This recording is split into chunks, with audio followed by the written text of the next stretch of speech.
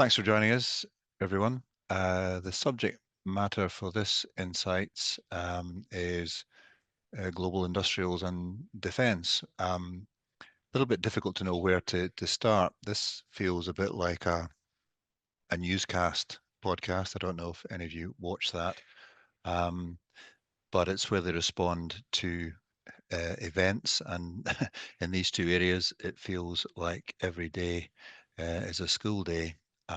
A lot has happened just in the last few days, far less weeks. I'm going to speak about industrials, and then I'll get Gregor Paterson, my colleague, to join in on defence. Within industrials, I'm not going to run through all of Trump's tariff announcements. There's far too many of them, and there's a high likelihood that they will all change in the near term. This tariff noise is having a fairly significant impact on the industrial sector's performance, and that's really been happening since Trump got elected. There's been a significant headwind to the sector's performance from that point onwards. And the issues facing industrials are all to do with global trade friction and fragmentation, and how that affects, impacts global traded volumes. There's been a very strong positive correlation between global trade and global GDP growth going on for decades. Um, and what's happening now runs the risk of being a fairly significant impediment to that relationship going forward. Different industries have different degrees of supply chain complexity, but that's the world in which we live in at the moment. It's all about how supply chains interact to produce efficient manufacturing of products and indeed delivery of services. Automotive is a good example of one of the most complex sectors within industrials. Any given car model has components that come from right across the world. So when Trump talks about a US car, those US cars have loads of Canadian steel and aluminium. They've got European electronics, and they've got Mexican engineered parts and labor. So Trump's tariffs have the potential to cause massive disruption to integrated supply chains. Um, some industrial manufacturers already have a global spread of factories, which will allow them to move production around to adjust to this environment. But others will have to make major changes to their operations, and that will involve significant investment. And all of this increases uncertainty and of course adds to the costs of manufacturing products and delivering services. Classical economic theory says that competitive advantage drives specialism. So basically, the most efficient supplier gets the gig. Um, so don't underestimate the disruption that tariff intervention will cause. We've all enjoyed the benefits of globalization, which mainly has involved manufacturing moving to China specifically, but Asia more generally. And that's been going on for several decades and has produced significant deflationary benefits for the world to enjoy. Deglobalization, which is potentially what we're facing now, I don't see how that can bring the same benefits in reverse. Deglobalization will be a process of duplication, a process of cost inefficiency, and ultimately, therefore, a process of global inflation. Um, so, if global manufacturers have to employ a range of adjusting strategies um, involving, to use the jargon, reshoring, backshoring, nearshoring, even friendshoring, all of these will be employed to change their reliance, their tariff impacted reliance on particular suppliers or particular countries. They're going to try and reduce transport costs. They're going to try and shorten their supply chains to get closer to local consumers, and they're going to try and access cheaper labor and employ much greater levels of automation. And all of these restructurings are going to add to uncertainty. They're going to impact on investment decision making, project decision making. They're going to add to complexity and they're going to reduce visibility. And this is a big issue for the global industrial sector. Of course, we could just be talking about negotiating tactics on the part of Trump, who will roll back all of this tariff activity when he feels he's got the concessions from US trading partners that he wants. Those concessions may be tied to things like illegal migrants, fentanyl, opioids, EU tax surcharges on large US tech companies, EU VAT on US products, or whether he just at the end of the day gets more US car and food export volumes, or whatever it takes. But we may see a pullback of some of these tariff impositions. I think all we can say at this point is that it's going to be a volatile ride for some time to come. Amati doesn't really have any exposures to heavy engineering or the more commoditized end of industrial manufacturing. Pretty much throughout our exposure to the sector, we've focused on electronics manufacturing, where generally there's companies with a widespread global factory footprint, which can allow them to adjust to making and supplying in country within the same country. And each of our holdings generally have an existing US presence, so they're on the ground there, don't have to start up to onshore there. And these sort of companies are generally focused on strong structural growth drivers within themes such as energy transition, EV transportation, AI, data centers. Those two things go hand in hand, really. Semiconductors and industrial healthcare automation, all these very broad structural growth trends. So some of the example UK names that we have in our portfolio are companies like Volex, Solid State, Discover IE, and AB Dynamics, all of whom are in this electronic and electrical equipment and hardware software subsegment of industrials.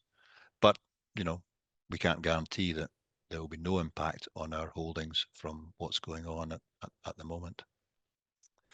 One area within industrials which we think does offer better visibility than perhaps the general industrial outlook, and that's in spite of, or actually given news flow over the weekend, actually probably because of what Trump is doing, and that's defence. And so, Gregor, what's your thoughts on defence and what is perhaps a more interesting subsector? So the defence sector it's rarely been more topical than it is now, and we're interested in how this affects the market and how this affects the sort of small and mid cap constituents there within, rather than making any sort of broader political points. But first, to set the scene, it's worth remembering that Europeans have benefited from this peace dividend ever since the fall of the Berlin Wall and the Soviet Union in 1989. And that's allowed Western Europeans to cut defense spending in favor of lots of other things because there wasn't really a big security threat. And also because the US sort of stepped up to be the sort of protector of Western democracies, perhaps in exchange for sort of power and influence across those regions. But that's over now. We've had a conflict in mainland Europe since 2022, and the US are saying it's not our job to defend you anymore. So where does that leave us? Well, that means we've got years, decades of underinvestment. This is not a sort of quick fix. And what's interesting in sort of stock market terms is the share prices of the sector still don't really reflect that in any great depth. And remember, the sector has shrunk over the years, and things like Cobham and Ultra Electronics have already been acquired by much bigger peers. But three examples, if I may, of the sort of companies that we like in the space, starting with Kinetic. It's a defence and security technology business. It was actually spun out of the UK government, out of the Defence and Evaluation Research Agency in 2001 and floated in 2006. And it's now a FTSE 250 constituent. Kinetic's trading on 11 times earnings. The 10-year average is just over 15. And Kinetic would be a pretty difficult business, if not an impossible business, to recreate from scratch. And not just the technology, but the relationships that they have in the US and in the UK and Australia. And similarly, Chemring, they make sensors, countermeasures, and energetics, which is rocket fuels and launch technology. Also, a FTSE 250 constituent, and also a business with extremely high barriers to entry. Chemring has a £1 billion order book. It's recently been given grants by the EU and the Norwegian government to help them to invest in factories and in people to ensure that Europeans can start to supply their own defence technology. And lastly, Cohort, which is an AIM-listed business. The market cap's about 460 million. It's an acquisitive defence and security business, and it now consists of 7 underlying separate businesses, having recently acquired their first Australian business that provide, amongst other things, satellite communications to naval customers. And these businesses are all really well established and all crucial to the defence sector across Europe, the US, Australia, all of our allies, and yet they all trade on sub 20 times and all pay, reasonable and well covered dividend. And that's the opportunity, we think. The market sometimes focuses on very short-term metrics. This quarter the company didn't win a big order the same way as the last quarter, or the investment in factories can take time to come through into cash flows. And we think that's missing the fact that we don't really have a choice anymore. Europe needs a defence infrastructure that's fit for purpose. These companies are already part of a tried and tested and trusted supply chain, and they look like they're ideally placed to play a part in the catch up as we start to invest. As always in small and mid cap, not all of them will come out the other side. We will see further consolidation in the sector. If the stock market doesn't start to value these companies, then some of the larger peers will, and I think some of them will succumb to M&A as we go forward.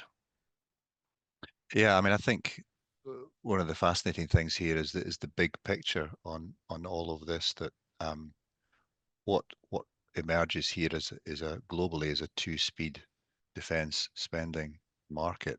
In actual fact, the US is cutting defence spending and is controlling budgets really tightly, and that's because they want the baton to be passed onto Europe. So you've got Europe doing a huge amount, and maybe other areas of the world doing a huge amount of catch-up spend as the US throttles back, and the numbers involved are huge. If the NATO commitment within Europe is to get to, and it's been spoken about now, 2.5 to 3% of GDP, there are so many countries, big countries in Europe, that are just way off that. They're half of that at the moment. And someone's done the sums, and they're talking about, on a per year basis in Europe, incremental defence spend of, if it was 2.5, it'd be 85 billion. If it's 3, it's 175 billion. And purely in a UK sense, Labour have committed to 2.5%, but they haven't set a timescale for that. And that's them just reiterating what the last Tory government was committing to. There is talk of that going to, going to 2.65. You're talking about, anywhere between 5 and 10 billion of extra spend just in the UK. And the unintended or consequences of that, or consequential natures of that, is that money has to come from somewhere. We don't really see how near term there is sufficient cost-cutting capacity or willpower to pay for that. So that implies that debt has to go up.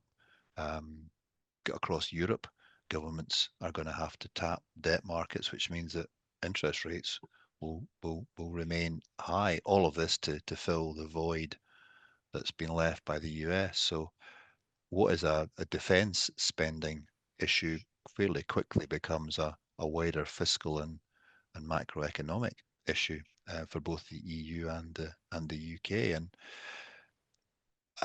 I sense that maybe the change in language here, it's a bit like when the EU said they would do whatever it takes in the in previous times. This is an emergency situation, and you know Yeah, yeah, that's right. And the US is by a long, long way the biggest defense market, but it's also a very competitive defense market. Whereas in the UK, we don't really have that many companies left that can fulfill these critical roles, and that's why the ones that are left look like they're in a good place to help us to sort of rebuild this sector, over the next few years.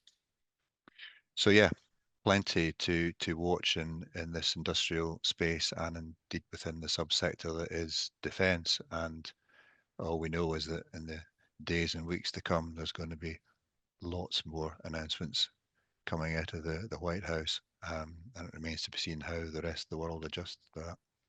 So, thank you for listening, and I look forward to seeing you all again on the next Insights.